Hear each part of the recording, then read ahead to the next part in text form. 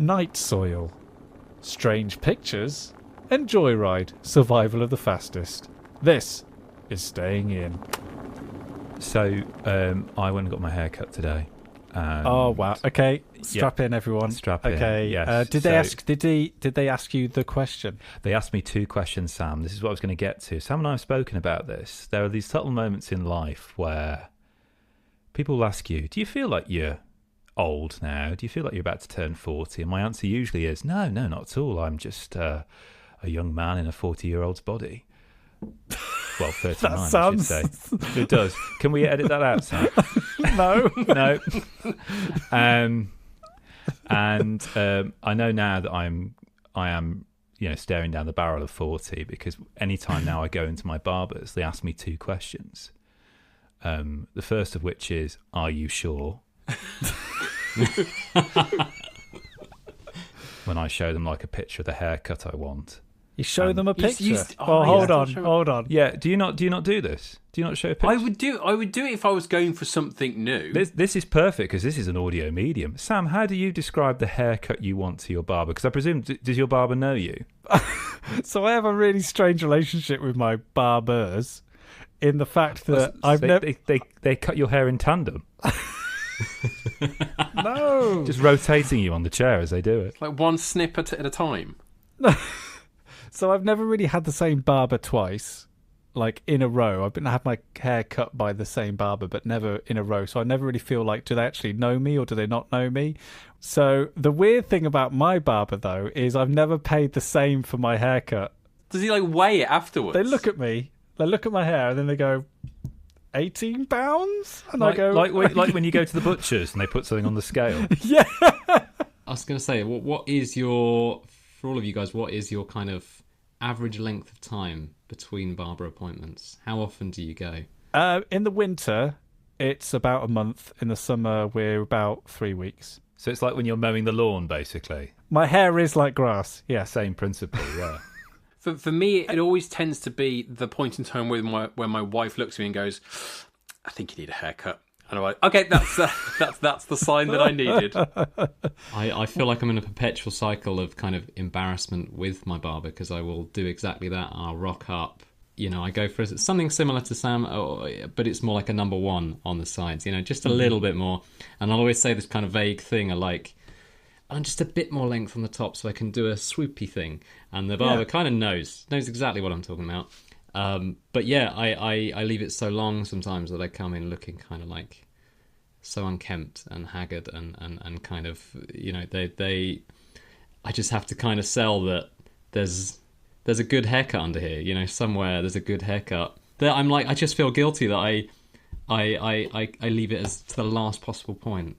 Well, as Chris started off this chat by saying, in terms of things that make you feel older, I feel like that need for attention has only grown as I've gotten older. So my sneezes have gotten louder. I can attest to that. They don't tell you that. No one tells you that you'll stop being able to sneeze quietly.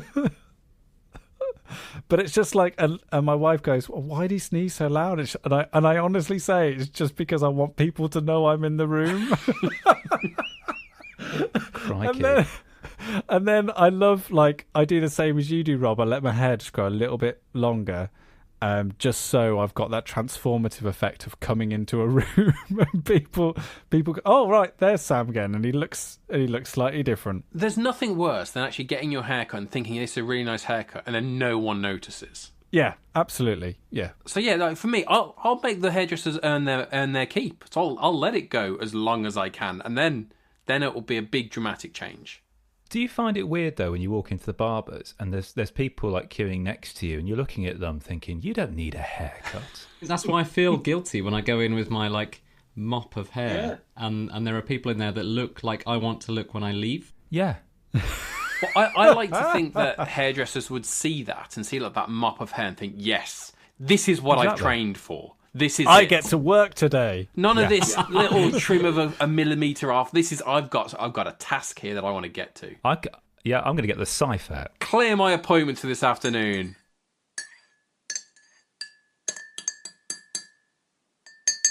Hello, Rob. You are joining us. You're not direct from Essen Spiel, but as near as damn it. As near as possible. Yeah, I am suffering from the lingering con crud. My voice is maybe a little husky because it is. I got the old Essen flu, so in that way I'm still connected to Essen. I'm carrying German bugs around, That's how it is. So yeah, I've still got a little bit of Essen in me. Let's put it that way. Brilliant, yeah. Amazing. How I do, like, last year was the first time that I went, and couldn't make it this year.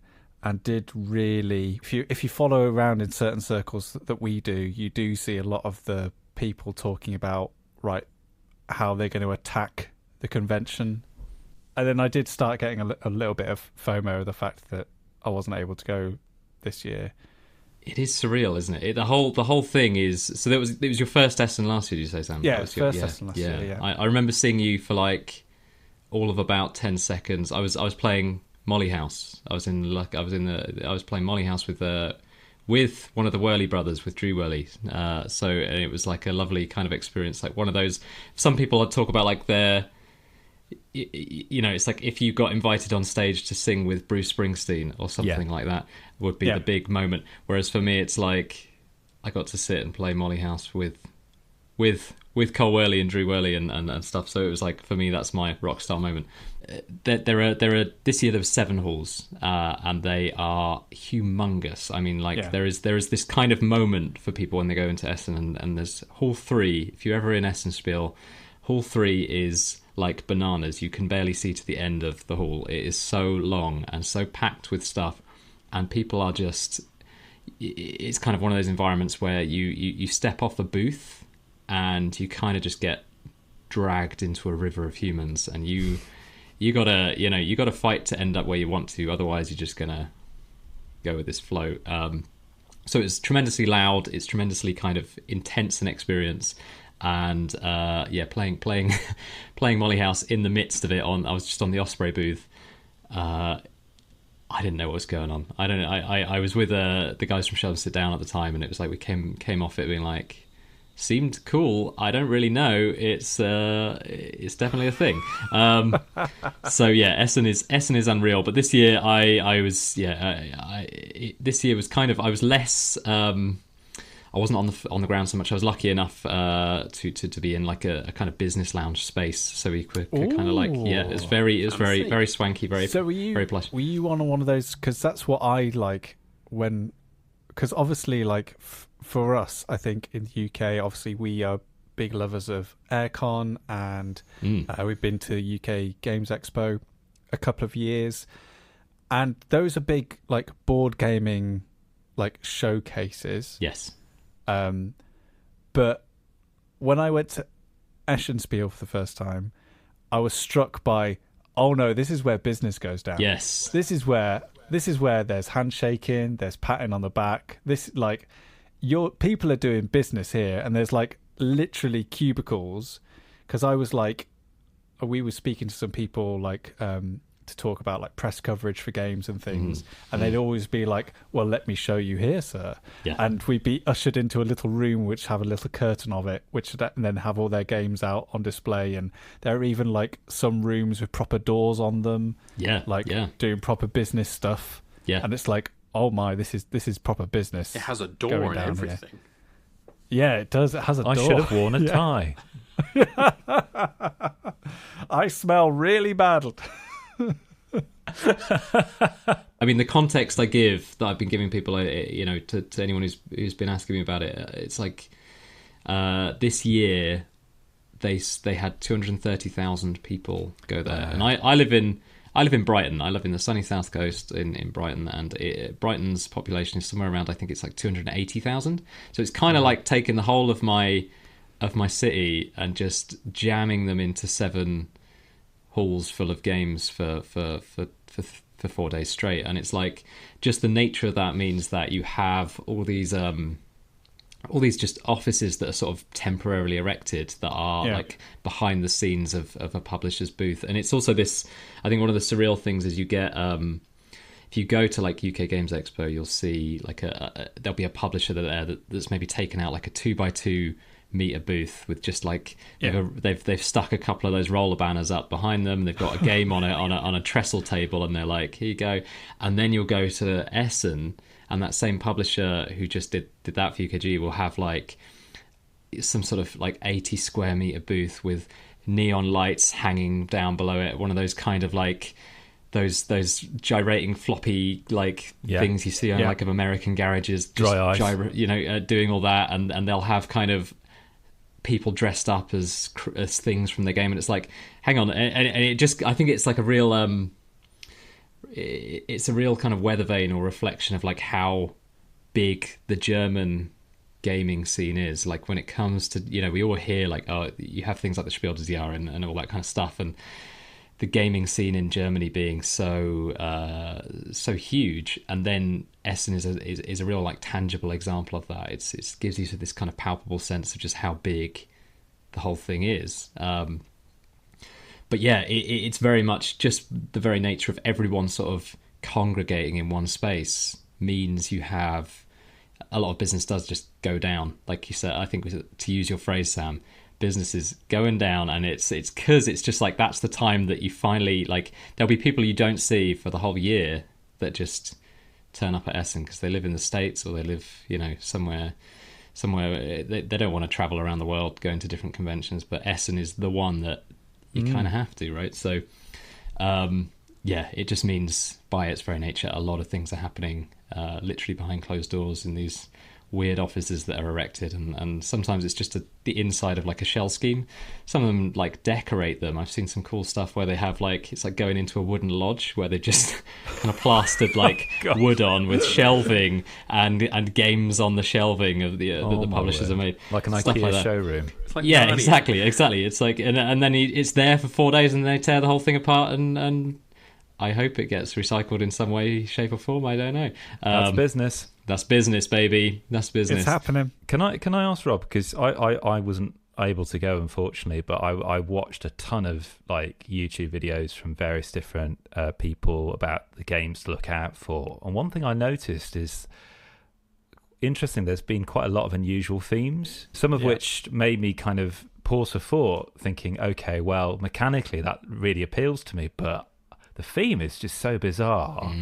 Is that enough to kind of get me to kind of replay it, or is it going to be like a once a year thing and only with a kind of a select crowd who may find this theme an appeal? I don't know if I'm here for it. Yeah, I don't know if that was something that you kind of came across, but that's something I noticed from like top 10s. There were a few kind of esoteric and kind of interesting themes that I'd never really seen in a board game before. Yeah, there's been some weird stuff that's come along. I think it is a kind of like, it feels like we're at this sort of pivot point to some extent where a lot of the tried and tested themes are still going to get rolled out. The kind of trade in the Mediterranean, Renaissance Italy, blah blah blah, fancy stuff, generic sci-fi stuff. It's all there. You're still going to see it. But I love just seeing these kind of tried and true mechanics kind of pasted onto something a little bit more unique. So there's a couple of games that I'll talk about, which Tax the Rich, which is a trick-taking game. Yes. Just done very, very well, and that's at its heart a very, very standard trick-taking game. It's a kind of must-follow trick-taking game.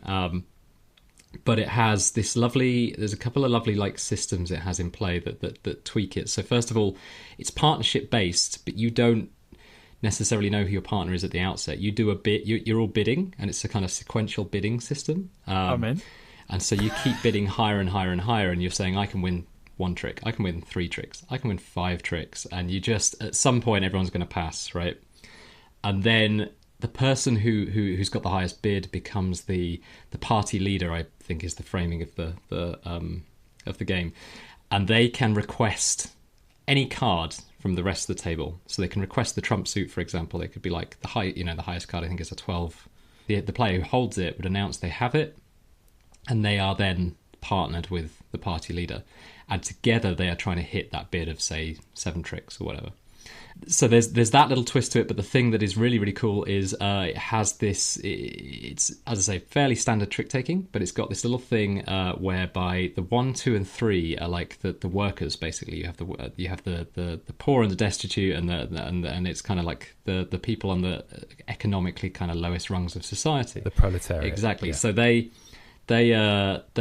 are if you're ever at a point where you hold just 1s, 2s, and 3s in your hand, you can declare a workers' revolution, which is where you share your whole hand publicly in front of everyone else. That's really and nice. The whole thing flips on its head. The 12 becomes the weakest card in the game. The 1 is now the strongest.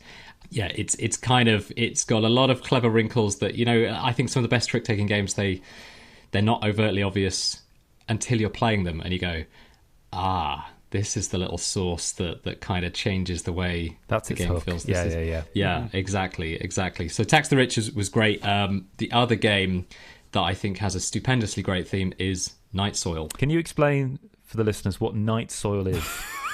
Night Soil is poo, Chris. It's poo. It's just That's it. We all do it in a box. We all have Night Soil. For 2 to 5 players. 2 to 5 players can share their Night Soil together. Do you think which came first? Do you think the theme or the mechanic? Do you know what? I would be curious to know. Yeah. It's mechanically. This is kind of what I mean about those. Mechanically, it's not game breakingly. It's not completely out of the norm of stuff you've experienced before. But I mean, the setting of the game, and one thing I'll say, like what I already love about the conversation we're having is that the framing of the game. The very first things it says on the back of the box is, this is a very mature game about sanitation.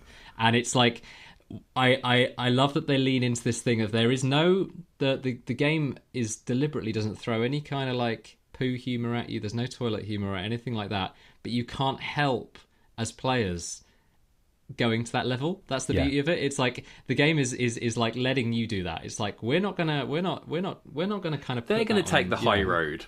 Yeah. Yeah, this is serious. Yeah, literally, this is it. So they mention that on the back. It's a very mature game. They're not trying to ram this toilet humor at you, but you can't help as players start laughing about the fact that you're basically pushing poo around London. So the game is set in just pre-modern plumbing era Tudor London, whereby people would just dump buckets of night soil onto the streets. They would dump them into ditches in kind of street corners and things like that. So London was fetid, it stank, it was pretty horrible. And the game is dedicated to the night soil workers who were literally companies set up with people who would work within them cleaning poo in the city streets of London. And so essentially what you're doing as players is you have this lovely, first of all, like it's a cloth board, so it looks great from the outset. It's got to be. Yeah, it's got to be. Double ply. It's one of those things. I like when I first picked it up, I was like, why is it so light? But it's this cloth board, and you roll it out, and it's got this lovely kind of, aesthetically, the whole thing is like this woodcut vibe, like a kind of Tudor woodcut feel to the whole thing. And you have you have meeples that are your workers, and it's kind of like a 2-phase game, each round is 2 phases, so you have multiple rounds. Each round has a day phase, which is basically worker placement stuff, and you're putting your meeples down in London. And what's lovely about that, there's already kind of some mechanical hooks to that. So like traditionally in worker placement, you put a worker down in a spot and it's blocked. And in Night Soil, you put your worker down and they do a little poo. So the location is not blocked until there is enough poo in the location. So you have 2 areas. You have like the royal neighborhood where only 2 poos can be deposited. And then you have the regular kind of area for the plebs, for the normal folks, where they're happy to take 3 poos in a neighborhood. So as soon as 3 poos are down, that's when the worker placement spot is locked down. So it's not necessarily blocked by other workers, just by too much poop being in the area.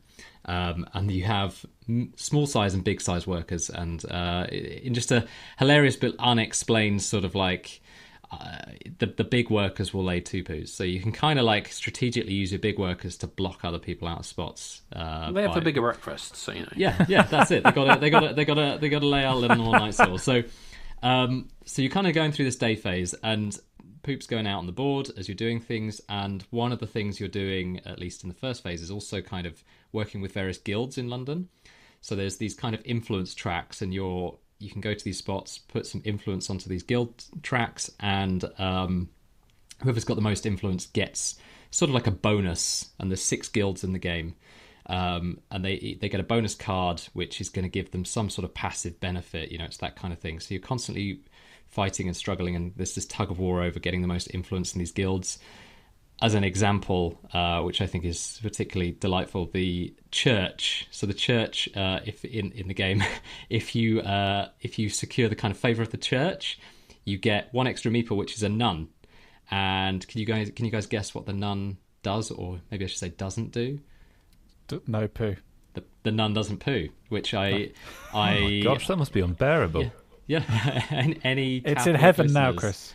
I don't know I don't know whether this is true. Maybe nuns do not poo. I mean, That could be another Peter Willington investigates. that's Do nuns poo? I'm here for it. Get him on the case. all the way. But so you have this day phase, and then the second phase is this night phase, whereby you have to clean up London. So this is where it shifts from this worker placement into a tableau game, and it's not like one of those tableau building games where you have scads of cards laid out in front of you with all kinds of weird different actions. You only start with three cards each, and there are ways to secure more, but generally you're only going to get 4 or 5 by the end of the game.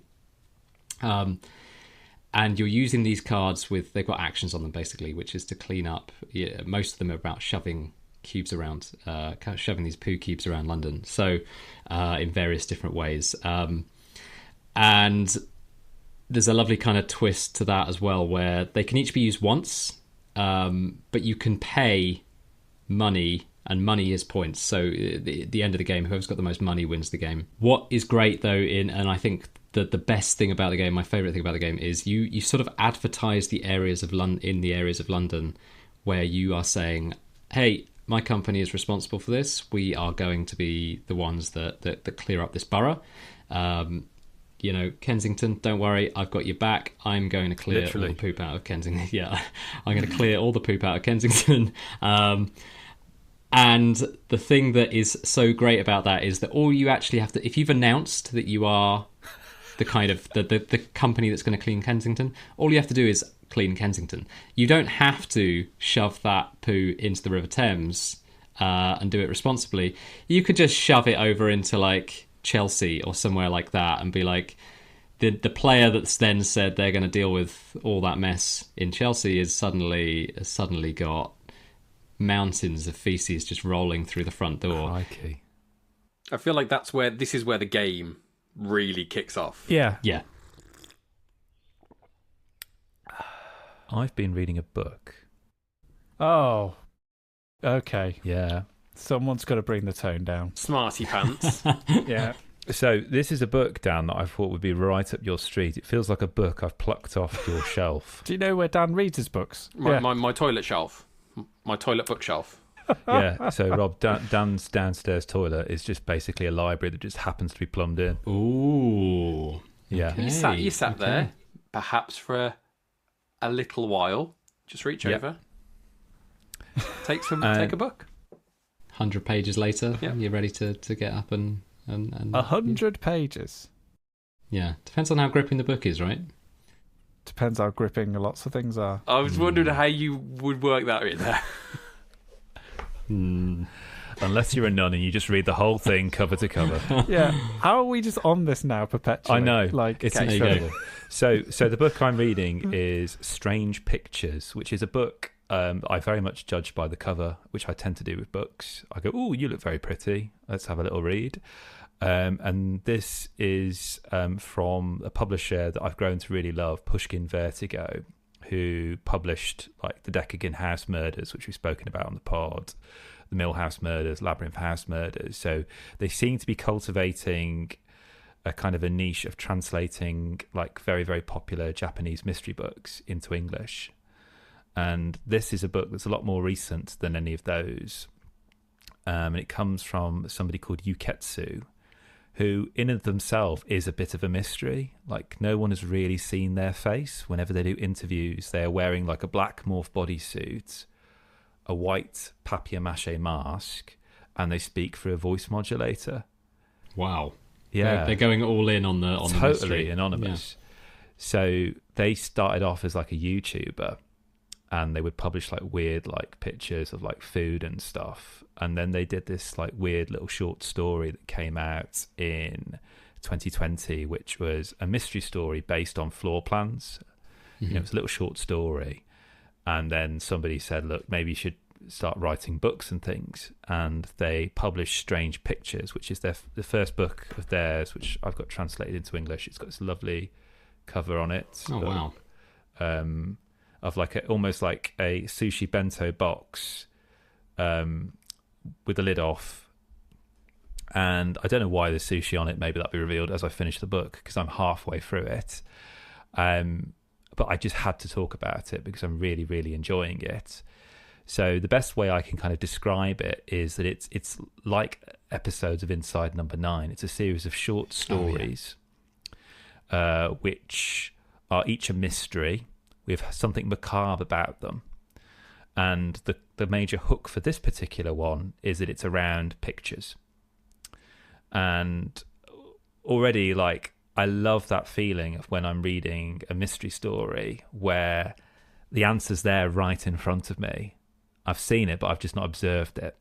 And then page by page, suddenly I realise the thing I'm looking at, it's suddenly becoming something else. And you get that in this book with pictures. And it kind of whets your appetite. It's almost like it was designed for people who may just be flicking through it in a bookshop, where they read the first couple of pages and that acts as a little prologue before you get to the contents. And it's a lecturer who is giving a class to his students. And he essentially shows up a picture drawn by a child. And then as he kind of gives his lecture, you get sections of it cropped out. This is not an audiobook friendly book, I should say. I was going to ask that. Yeah. I was just going to say it's currently 99p on Audible. I don't know how that works or how you'd get any enjoyment from that unless it's just somebody reading out painstakingly the description of every image. But like essentially it's like he psychoanalyzes the artist, which in this case is a child, and it's this kind of view that anything that's kind of repressed through the act of drawing, it becomes sublimated and it, you know, appears on the surface basically. So what looks to be quite an innocent picture drawn by a child, after a few pages, like, oh my gosh, this is really sinister. And that's essentially what it is. It's 4 stories that follow that. So each one's a chapter. So I read like a chapter a night basically, in bed, I should say. And like, it's a lovely sensation in a weird way. I get to the end of a chapter, I'm like, yes, that was a really interesting mystery, but I'm also a bit creeped out now. Night. And like that feeling, like from this simple hook of pictures, and they're all about pictures, and they tend to be, from what I've read so far, pictures that have been drawn. And I find it a very gripping kind of anthology as a whole, really. And I'm really keen to read his second book, which is called Strange Houses, where it's a similar premise, but instead of images, it's floor plans of buildings. So how long is this book? If you're saying if it's 4 chapters and you can read a chapter in a night, that's obviously fairly short. Yeah, well, it's got lots of pictures. So I'd say probably this is great Foley, isn't it? I would say each chapter is about 50 pages. Okay. Because I'm not one, as has been mentioned before, I'm not one for the scary things, for the sinister things. And I have to say, my wife absolutely loves Inside Number 9. She thinks it's one of the best shows ever made. Personally, it's too kind of, it is sinister, and it's that I do struggle with it to watch it. I'm not a huge fan. Not that I don't think it's not excellent, because I do. However, my brain kind of goes, no, not for me. So I'm just wondering how this would work for me, and I'm kind of thinking, we're coming up to Christmas. Maybe I could get it for my wife for Christmas. Put it under the Christmas tree for her. But yeah, it does look really kind of interesting, and I do like in the past, like books like the Ship of Theseus and stuff like that. I like books that do different stuff, that do kind of reach out to the reader. I really enjoy when those kind of things, and that, to be fair, that is stuff that Inside Number 9 does as well. That reaches out to the viewer at home and plays with the plays with what your expectations are. And so if this book is doing something similar to that, I think I perhaps would very much be interested. I might very well give it a look. If nothing else, but to add it to my toilet library. I was going to say, yeah, the toilet library only grows. Exactly. If it's only 50 pages, it's easy.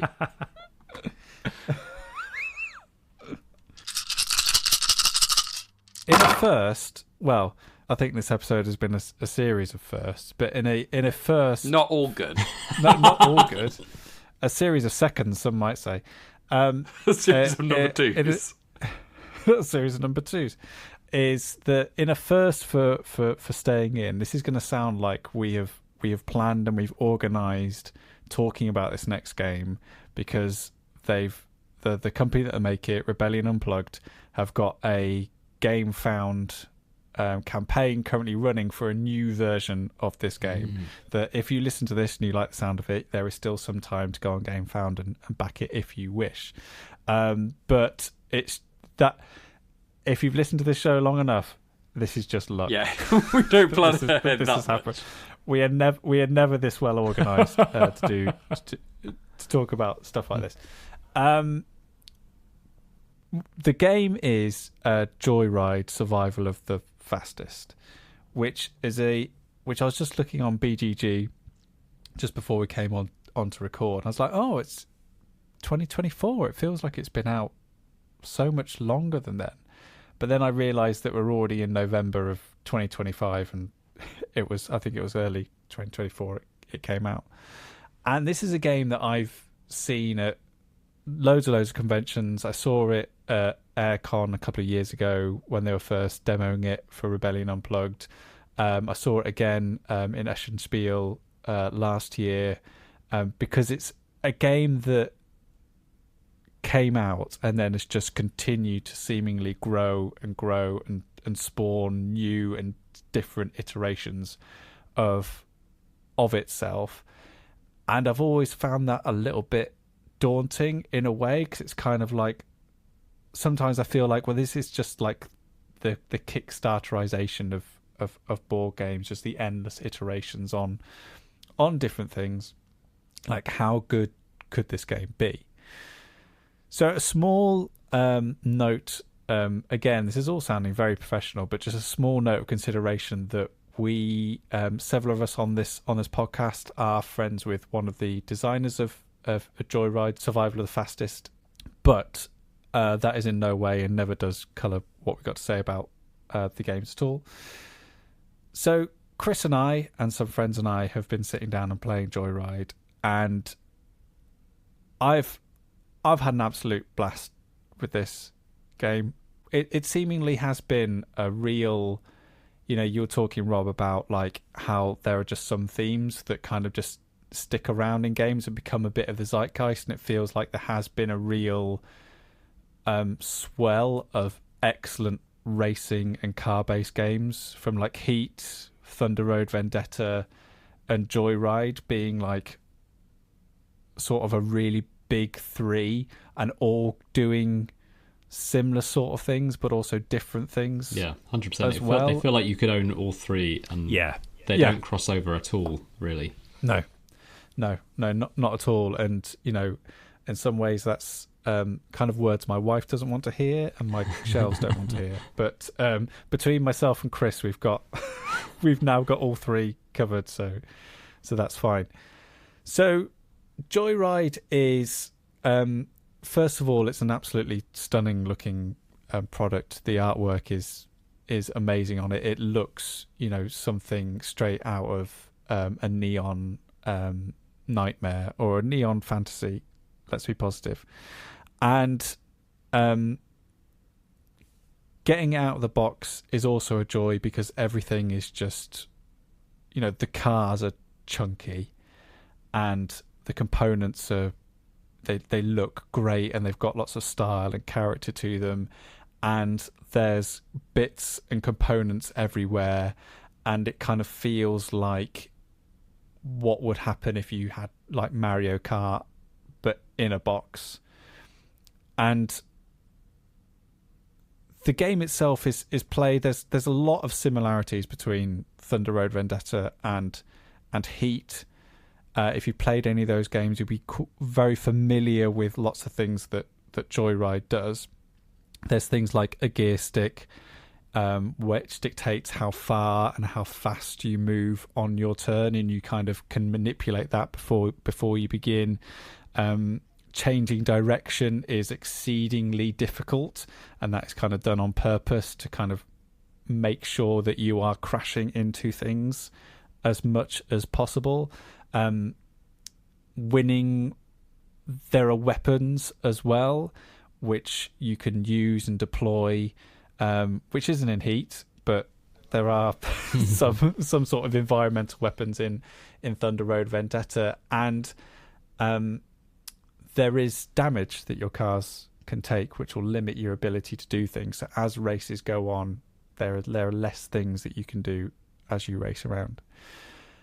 I think that what Joyride kind of typifies for me, and I think where we sort of had the most fun, and where it kind of sits in that middle ground for me between where I think Thunder Road Vendetta is at its best and Heat is at its best, is kind of making you feel like you're in control at all times, and then suddenly pulling the rug from out of you and going, nope, sorry, you had no control over this at any point. And I think the best way it does that, and it's a very, very simple mechanic, but I think it's probably the best mechanic in the game, and it's the reverse. And there were so many times when me and Chris were playing, or we're just like, I've got no option but just to go backwards because I'm in an absolute mess here, and I've got no, like, I can carry on going round and round in circles, but I'm just going to have to stop, go backwards, and then start my move again. And every time that happened, we were in stitches, and I absolutely loved it. I didn't realise until about halfway through that it didn't matter which direction you approached the checkpoints. Yeah, I love that about it. I think it's the whole idea that you are basically gunning it to a waypoint across the board, somewhere on the board. It doesn't matter how you get there, what way you cross that waypoint. Like it's so, I think going from, because Thunder Road is just basically a straight track, right? It is, yeah. Heat is the track is moving around, but you don't control your. It's much about mitigating how you handle corners and things like that. That's what the point of the track. Otherwise, it's redundant in the sense of like player agency as to how you turn a corner. It's like to some extent, whereas like Joyride just kind of gives you this open, almost like it's like a mini open world, and it's just like hit those waypoints and sort of reminiscent of like some of those, in like Grand Theft Auto and stuff, they would always have those like bolted on kind of race modes. It's like you find the street race club, and it's like it doesn't matter how you get to the checkpoints. It's just you've got to gun it over a hill through a well, in the game it's like there's some of the like little alleyways between piles of trash or whatever it is on the board, and it's like if you navigate this perfect tight turn, you could skid around straight into the next checkpoint, and it's just like that way of handling it is it's lovely. It's lovely. It's just like you are looking at the whoa, that is the sneeze that you promised us. That was loud. That is a man who needs attention. Yeah. Sorry, Sam, you wanted to say something? No. Oh yeah, sorry, your hair looks great. It does look fantastic. Have you taken that photo to the barber? Yeah, that's the one I just sent to him. Yeah, no, I think like that, as you were saying, Rob, like I really love board games where the theme in real life is incredibly fast and intense, but through the board game it becomes this lovely slowed down kind of experience where I'm having to problem solve how I make this turn, balancing getting into the right gear. I realise I've been in first gear for the last 2 rounds and I must sound really awful, but it's just so I can neatly come round that turn. Because what tended to happen when I played it with Sam was that, and this is the beautiful giddy thing about it, is that sometimes I've just done enough to survive this round, and now I'll just have to deal with whatever comes next. And it might be that Sam has shoved me in a particular direction that causes me to spin in a different direction, or it actually may play to my advantage. And it becomes something almost beautifully kind of choreographed in that way. Whereas I think Thunder Road, which I adore to pieces, it's one of my favourite games, it's just all about the instantaneous knock-on effects and giddiness of ricocheting off cars and other items in that space, really. It is not really about winning. It is just being the last one standing. Chris, I was going to ask you, what was the RPG that we played where we were driving? Yeah. That would be Trash Pandas. Trash Pandas. It was pandas. I was trying to think. I thought it was hamsters for a second. It was Trash Pandas where there were three of us in an RPG, and the RPG was basically about street racing and stuff like that. And the best things that, like, the most fun elements we had, and the best elements of that was where our dice rolls and our kind of actions somehow came together to do these really cool movements that are really slick and kind of like U-turns and kind of Tokyo drifting around.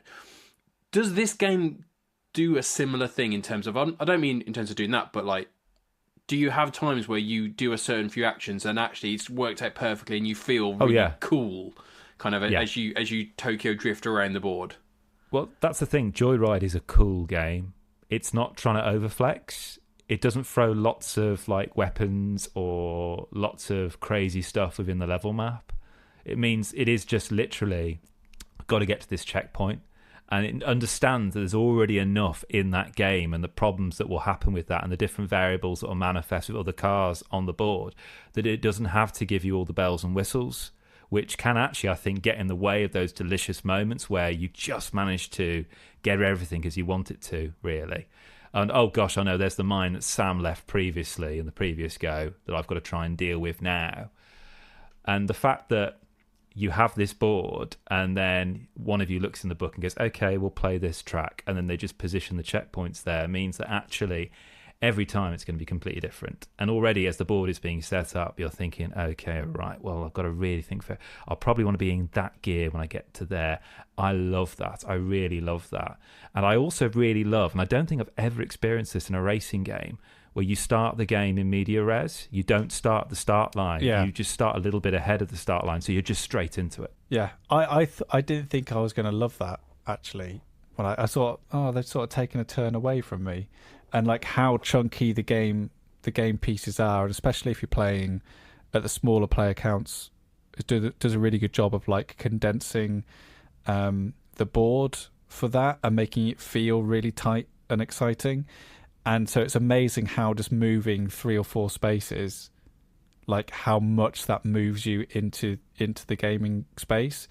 And at first there was something about that I didn't really like, but then like it just, as you said, Chris, just got us going, and it was just like immediately we understood the stakes of what the game was. Like, we are going to be neck and neck the whole way. We are going to have to interact with each other in some way, because there's sometimes that feeling of, you know, Thunder Road, where I don't know, we're kind of sort of comparing games against each other, but it's kind of the best language I've got to describe these kind of things. But like with Thunder Road, where you kind of feel like you need to get away from other people as fast as possible, because if you're in any way close to anyone, then it's not going to take a lot. You're not going to take a lot of time for you to like get knocked out or get damaged, or you want to be away from environmental things. Like it's a game of avoidance, whereas Joyride is it's got mechanics for everything you could do with the car. You know, coming up at the rear, side swiping, pile ups. Like, it's got mechanics for almost every interaction that could possibly happen between the two cars and how they would react and how they would almost dance together on the board. So it wants you to use those things in order to get one up on your opponent. I think one of the ways it tries to embody that and imbue that in you as a player is starting right out the blocks. You're away, you're gone, you've got no choice but to actually be engaged in it. It's a nice little delicate touch, I think. I think with the system by which, again, coming back to that waypoint thing of you all got to hit those points in order, it means that you are all congregating. Like with Thunder Road, it being a straight line, you're going to be moving left and right across. Maybe you're shunting into people because you want to avoid that. horrible looking oil slick that's coming up, or often worse as the game may be. But the and then, you know, again, using the language of other games, I think they do kind of, they do fit into this kind of trio. But like Heat notoriously, for me, it's my biggest problem with it is it's a game where you often have a player who's kind of been left behind by some margin, and they're kind of just, they might as well be playing their own little solo game at that point, trying to just sure, beat the system. And I think it's like whereas Joyride, you were all congregating on those waypoints, you're all heading towards it from your own angles together, and I think the kind of way in which the cars interact with one another is kind of all three games, it's kind of the most delightful, because it is just it's really reminiscent of like being a sicko in a bumper car. Like you're just like you are like when you're just in the bumper car, and you're just like in the dodgems, and you're just like, I'm gonna be the kid who just rams everyone else for the duration of this. And it's like there's a kind of there's sort of like multiple ways in which crashes resolve. But I think my favourite is if you kind of sideswipe something, like if you hit someone, you kind of hit the rear of their car from the side, it just spins them round. And it's like their whole plan to sort of like, they're like, right, I'm looking at that next checkpoint on my next turn, all I have to do is head that distance and I am sorted, then I'll be on to the finish line. And then someone just comes in and just like, it's not even rear-ending them, it's just hitting their rear on the side, and they just swing in an arc, which means suddenly they're facing 180 from where they're supposed to go. And they're in fifth gear. They're in fifth gear, and they're like, what am I going to do with this? It's reverse. You've always got reverse.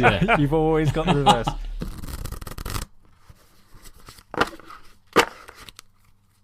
Last month, around the Halloween period, a game dropped that comes from Raw Fury, who produced it, of Blueprints fame. Oh, is it? Yeah. Okay. I didn't know it was from the same people as Blueprints. It definitely has a Blueprints feel to it. Same publisher, but not developer. The developer is Spooky Doorway, who made The Dark Side Detective, who I know Pete is a big fan of, and we've spoken about that on this pod before. This is, I'm going to be very reductive here, just to kind of just whet your appetite a little bit. For some people, they see it as something of a hybrid of one of my favourite games of all time, Return of the Obra Dinn, and Blueprints. And it's a first-person puzzle, mystery, gothic horror game set in Ireland in 1897. And it is very much dripping with the gothic, you know, that notion that things that should never coexist are existing. And you play a supernatural detective, for want of a better word, who has been sent over to the western coast of Ireland to a spooky hotel called Blake Manor to solve the mystery of a missing woman called Evelyn Dean, who's a guest here. And when you arrive at the hotel, she's not there. And that is the kind of main hook, really, or mystery. But the more time you spend in this hotel, and time is really the key thing here, the more mysteries start to manifest, and there'll be kind of blink and miss moments where you'll see maybe like a phantom, or you think it's a phantom, I don't know, in the corridor. I've not completed this game, I should say. Sam and I have only played about 3 hours. Well, why don't we save this for another time when we've got? I think that might be a good idea. But can I just talk about how it looks, though? Yeah, I mean, it's a perfect medium for it. We've talked about strange pictures. Why not talk about this? So, if you've ever read Hellboy or anything like by Mike Mignola, that art style, the kind of artwork where it looks like it was painted on a black backdrop, not a white backdrop. And it has an aesthetic that's very much like a 90s cartoon almost in that regard. And I mean that with the highest terms of praise that I can give. And it has that strange kind of like outlines on the imagery that's very similar of Blueprints. Like cell shading. Yeah, that cell shaded kind of quality. There's also that thing in it. Did you ever play? There was a video game called 13. Oh yeah. Remember that one? And it's like So, and I don't know if I'm down with this with the Séance of Blake Manor, because at some point, and we've spoken a lot about this, at some point it takes itself very, very seriously.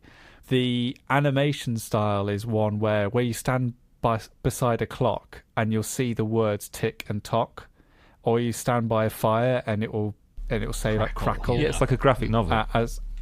It's like being in a graphic novel, but yet also you're dealing with the occult, and it does feel very odd.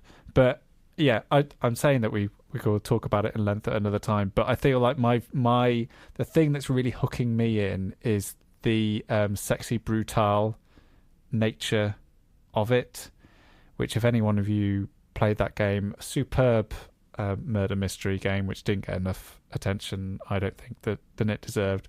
But the aim of Sexy Brutal was to solve mysteries.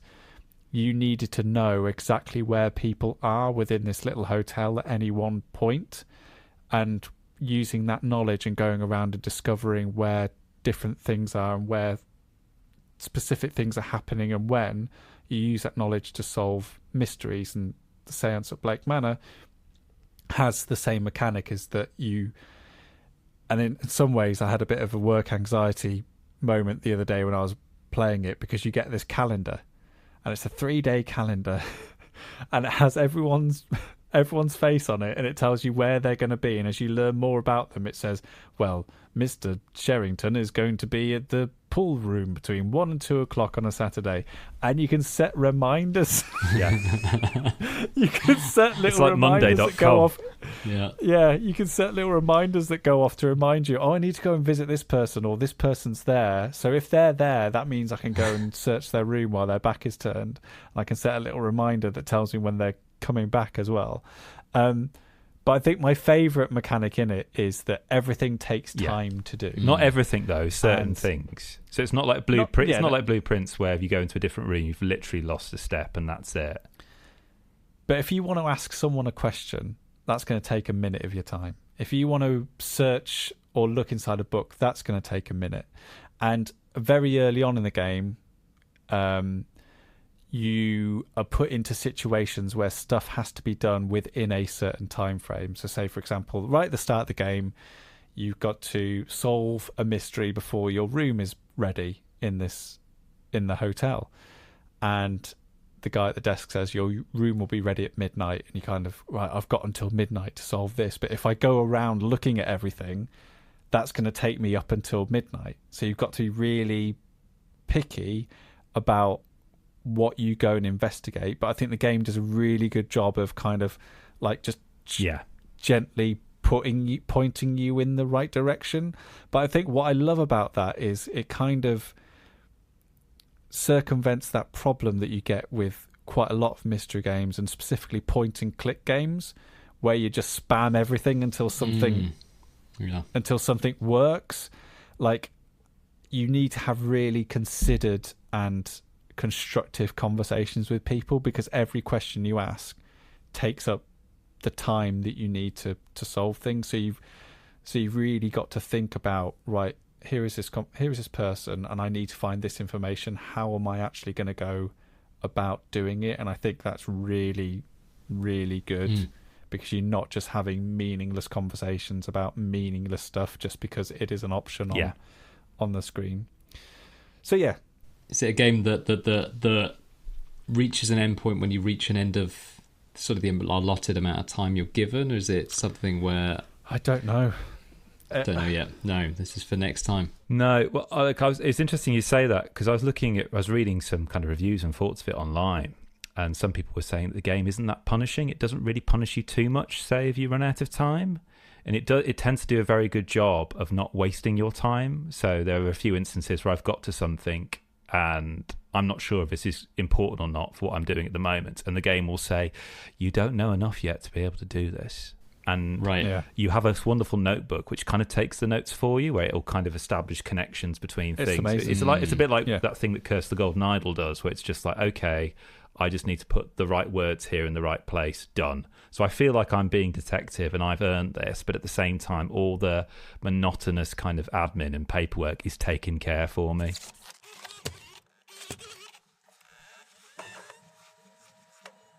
Well, Rob, it's been an honour, a privilege. It's been a joy. It's been a joy. We've talked about hairdressing. Be careful here because I'll have to keep it in the edit. Hairdressing, poo, racing, and Daniel's toilet library. Yeah. This is staying in. It's all in there. It's all in there.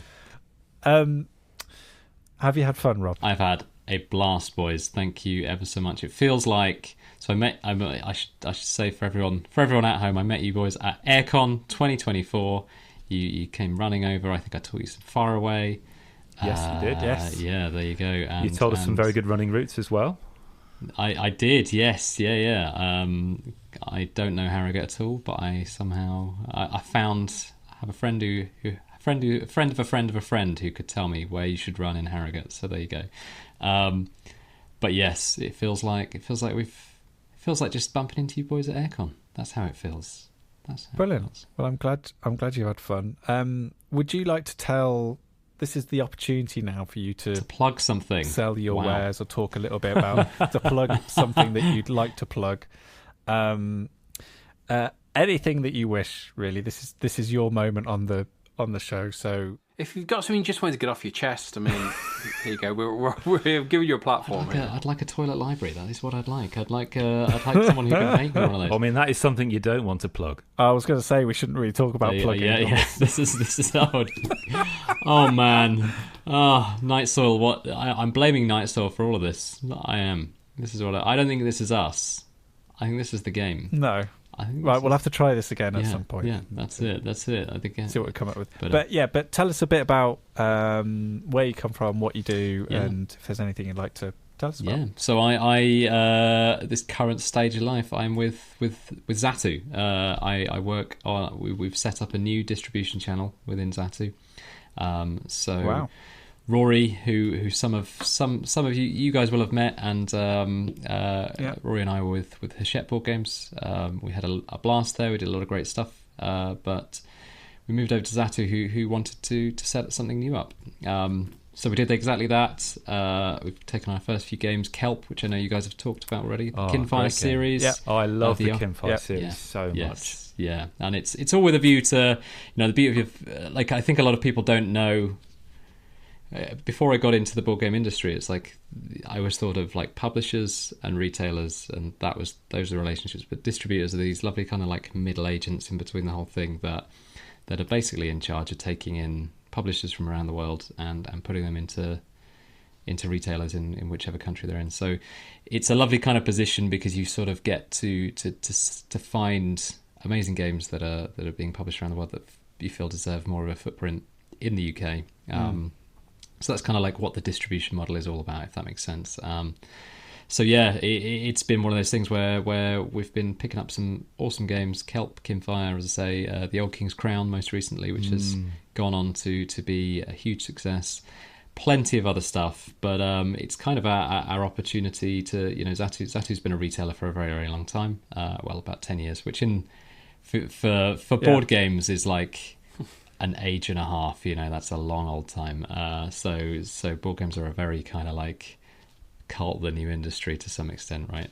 But it's been a retailer for that long, but getting into the distribution space means that it's kind of an opportunity to help other retailers grow by bringing in great games from around the globe. So yeah, that is what we're doing. It's all fresh off the ground at the moment. It's all it only got kind of announced at UK Games Expo this year. There was this kind of big splash of there's this new thing going on. So that's what we're doing. For I guess that the plug element is if you're a game store of any shape or size, come and have a chat because we've got some good games coming to the UK, and we're happy to support in whatever way. Brilliant. How best do they get to chat? How best is it for them to chat with you, Rob? So best thing to do is, I am on various channels from official channels like the Zatu website. You can go onto I think it's distribution.zatu.co.uk, and then you've also got I'm always happy to chat on a personal level. I'm on Instagram with the very creative name Rob Trounce. That is my full name. It works. It works. If it ain't broke. Works. Yeah, exactly. It's been doing okay so far. So yeah, give me a follow or whatever the kids do these days, and slide into my DMs. Can you say that? I'm cool with Yeah. that. I don't think I've ever slid into a DM. I think at this age, I'm too scared to do it now, so I don't quite understand what it is. Slide into my DMs, slap a like on those pics. I don't know. I'm down with this. Right, whilst you're going to follow Rob on Instagram, which I'd recommend actually because he's got a lovely dog. Yes. And he does, dogs on Instagram is a great thing. You can also follow us there as well at Staying In Pod. Other things that you can do. Jingle, Christmas is on the way. Over on Board Game Geek, you can see our curated page where we will list all the board games that we talk about. So if you're looking for gift ideas or something, that you can maybe go onto that page and see some of the games that we talked about, and they'll be linked to the show that we talk about them, so you can hear what we have to say as well as getting good gift ideas. And there's a similar thing on Steam as well. There's a Steam curation page for us at Staying In as well. Won't be much to put on the playlist this time, Chris? No, I don't think so. No, unless you could put like a funny novelty toilet based. It's got to happen. What's the biggest number 2 song ever in the charts? It would probably be the South Park Mr. Hanky the Christmas Poo. I mean, it is coming up to the festive season. I mean, I can't think of any other song about poo. Well, so maybe that'll be on one of our special Spotify playlists, which Chris puts together based off of stuff that we've talked on the show. Yeah, Chris, you find the right place for those poo-related songs. Yeah, have fun with that. And if you want to find those, then the best thing to do is look into the show notes, because Spotify can be a bit of a difficult place to navigate, especially when you're looking for playlists. Mr. Brightside has the longest run at number 2 on the Billboard charts. So that might be the biggest number 2 song. Also, Johnny Cash wrote a song in 1968 called "Flushed from the Bathroom of Your Heart." Did he really? Oh my days. It begins as follows. From the back door of your life, you swept me out, dear. In the breadline of your dreams, I lost my place. At the table of your love, I got the brush off. At the Indianapolis of your heart, I lost the race. Wow, that's beautiful, Johnny. Who'd have Who'd thought? have thought it? Right, I think that's everything. This has been bonkers. Right, until next time. Take care. Take care. Thanks for having me, guys. Take care. Pants optional. As always.